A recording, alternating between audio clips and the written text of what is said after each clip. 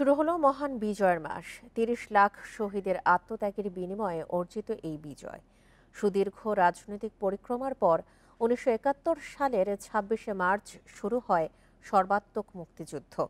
সশস্ত্র স্বাধীনতা সংগ্রামের এক ঐতিহাসিক ঘটনার মধ্য দিয়ে বাঙালি জাতির হাজার বছরের সামাজিক, রাজনৈতিক ও অর্থনৈতিক স্বপ্ন পূরণ হয় এই মাসে।